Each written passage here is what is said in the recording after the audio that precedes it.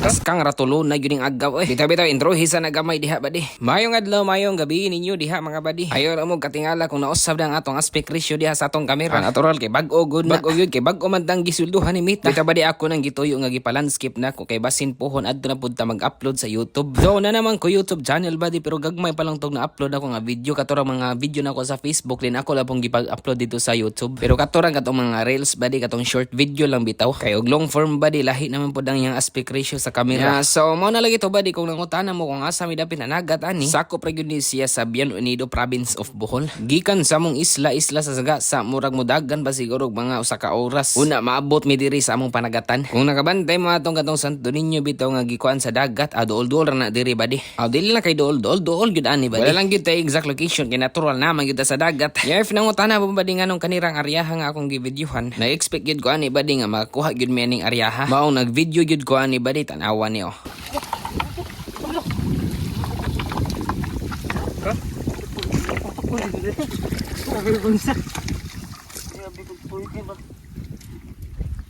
Dili ra pod kay ingong daghan badi murag kapig kilo ra pod siguro to or mga 2 kilos baga hato badi. But before we end this video badi, akong balik kon nga palihog na lang mo kog suporta kung mag-post na pod kog mga video mga long form didto sa akong YouTube channel badi ha. Nanginahanglan gyapon ko sa inyong suporta sa bagong platform nga atong puy-an badi. Yes, sa kanunay moingon na lang ko badi daghang salamat and God bless.